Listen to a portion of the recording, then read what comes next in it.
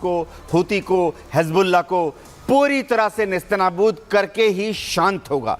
इसके लिए उसे अमेरिका से फुल पॉलिटिकल, डिप्लोमेटिक और वेपन्स की सप्लाई भी मिल रही है। इजराइल ने तय कर लिया है कि हमास को 90% तक आज ख़त्म कर चुका है। 10% हमास बचा खुचा बाकी है, खान यूनिस में थोड़ा सा, रफा में थोड़ा सा, उत्तरी गाजा में थोड़ा सा, उनको जल्दी ख़त्म कर देगा। इसके बाद इजराइल ने अपना पूरा जोर, 100% ताकत जो है उत्तर में लेबनान में हिजबुल्लाह के विरुद्ध लगाना है। युद्ध में हम कहते हैं कि जब आप एक दुश्मन को चुनो, उसको पूरी तरह से खत्म करो, उसके बाद ही अगले दुश्मन की तरफ बढ़ो। तो अब हिजबुल्लाह का खात्मा अगले एक हफ्ते में लेबनान में तय है। जब हिजबुल्लाह खत्म हो जाएगा उसके बाद शायद इजराइल अब ये तय करेगा कि ईरान को क्या सजा दी जाए। ये एक पॉलिटिकल डिप्लोमेटिक सवाल है, क्योंकि अगर ईरान पर हमला करता है तो मामला इजराइल से बाहर चला जाता है। अमेरिका का जोर है, यूरोप का जोर है कि फिलहाल इजराइल ईरान पर हमला ना करे। बिल्कुल, देखिए ये लगातार देखने को भी मिल रहा है कि किस तरीके से इजराइल ने जो कसम खाई थी उसी के तहत वो आगे बढ़ता हुआ भी नजर आ रहा है। अब हम बात कर लेते, देखिए किस तरीके से अब यानी कि ईरान पर हमले की तैयारी इस वक्त जो है इजराइल करता हुआ नजर आ रहा है। यानी कि सैन्य ठिकानों पर जिस तरीके से मिसाइलों के जरिए अटैक करने की रणनीति बनाई जा रही है। और आपको बता दें कि लगातार अब, क्योंकि इजराइल ने पहले ही कह दिया था कि ईरान की तरफ से जो कदम उठाया गया है उसका बदला हम हर हाल में लेकर रहेंगे। तो ये वो जगहें हैं जहां पर इजराइल ईरान में हमले करने की तैयारी कर रहा है। और इस तैयारी से अगर जो आशंका जताई जा रही है ग्रुप कैप्टन देवनाथ की, जो आशंका जताई जा रही है कि इन जगहों पर हमले किए जा सकते हैं, तेल के कुएं हो गए, दूसरे रिफाइनरीज हो गई और दूसरी जगहों पर हमले किए जा सकते हैं, तो वर्ल्ड लेवल पर इसका क्या असर पड़ेगा?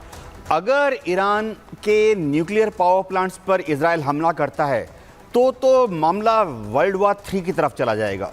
ये समझना पड़ेगा कि उस हमले से काफ़ी ज़्यादा चांसेस हैं कि जो विकिरण निकलेगा, रेडिएशन निकलेगी या धुएं का जो गुबार निकलेगा, जिसे हम न्यूक्लियर डस्ट कहते हैं, वो हवा के रुख के साथ पाकिस्तान, अफगानिस्तान, कहीं पे भी जा सकता है। हो सकता है कि अबू धाबी, गल्फ, कतार, कुवैत की तरफ भी वो हवा का रुख होगा तो वहाँ तक न्यूक्लियर डस्ट पहुँच जाए।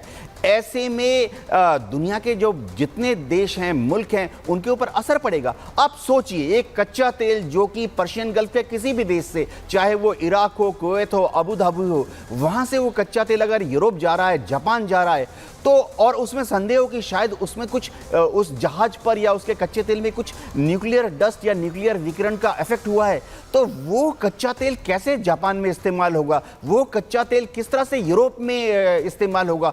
बहुत बड़ा एक स्ट्रेटेजिक दुविधा आ जाएगी दुनिया के सामने। इसीलिए फिलहाल यूरोप के देश कोशिश कर रहे हैं कि इजराइल ईरान के न्यूक्लियर पावर प्लांट्स पर हमला ना करे। तो क्या करेगा? वो हमला करेगा, बहुत जल्दी करेगा, 72 घंटे में करेगा। वो करेगा हमला ईरान के जो बंदरगाह हैं, चाहे चबार हो, बंदर अब्बास हो, उनके जो सिविल और मिलिट्री एयरफील्ड्स, उनके ऊपर करेगा।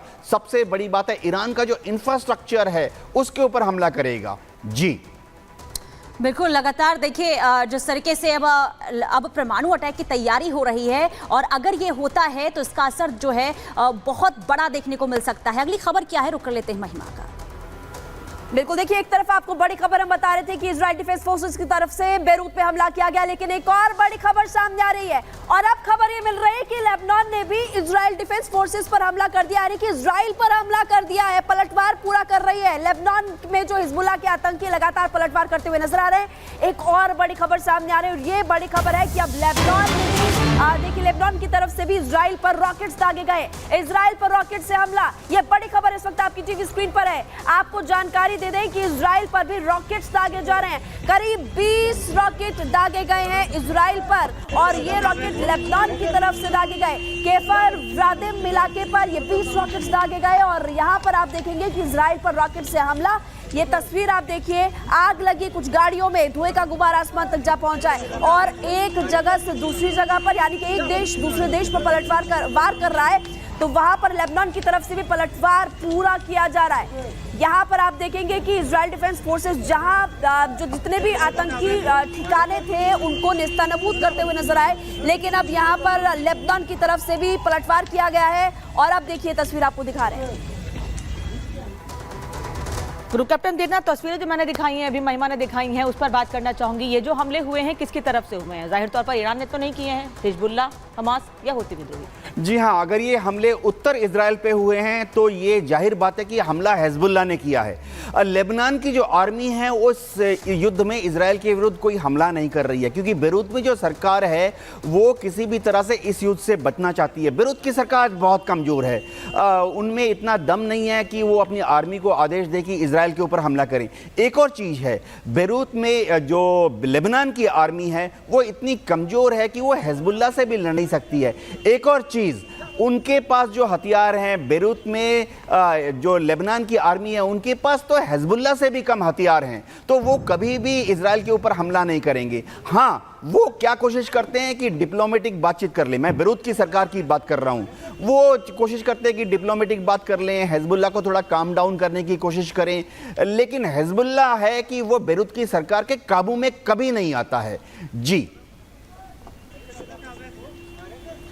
तो ग्रुप कैप्टन देवनाथ बता रहे हैं कि अगर उत्तरी इजराइल में हमले हुए तो ये हमले जाहिर तौर पर हिजबुल्लाह की ओर से ही किए गए होंगे, लेकिन ये जो हमले हैं ये बता रहे हैं कि हिजबुल्लाह के आतंकी भी थमने का नाम नहीं ले रहे हैं और इस तरह के हमले आने वाले समय में भी इजराइल पे जारी रहेंगे।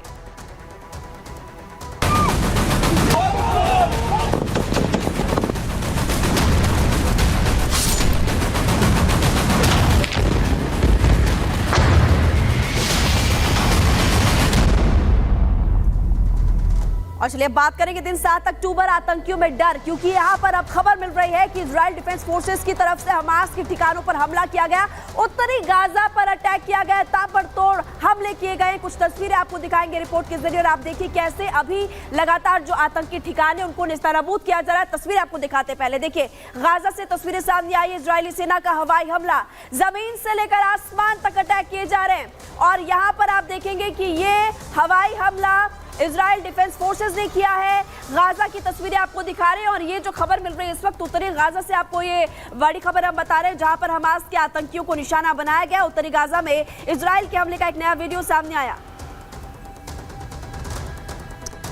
और बिल्कुल देखिए लगातार हमले जारी हैं यूके देवनाथ सर, लेकिन ये भी समझना चाहेंगे क्योंकि देखिए जिस तरीके से इजरायली सेना की तरफ से एक के बाद एक हमले, अगर हम गाजा की बात करें, लेबनान की बात करें, वहां पर जारी हैं और इसी के तहत तो यानी कि अब मानवीय संकट जो है वो भी लगातार देखने को मिल रहा है। गाजा की हम बात करें तो वहां पर लोगों के पास खाने पीने की समस्या लगातार देखने को मिल रही है। लेबनान में भी वही तबाही देखने को मिल रही है। ऐसे में सवाल ये कि आखिर क्या रास्ता हो सकता है कि इस युद्ध को रोका जा सके, क्योंकि असर जो है इसका बाकी देशों में भी देखने को मिल रहा है। जी हाँ, अगर इस युद्ध को रोकना है तो दुनिया में एक ही ताकत है जो कि इस युद्ध को रोक सकती है, वो है अमेरिका।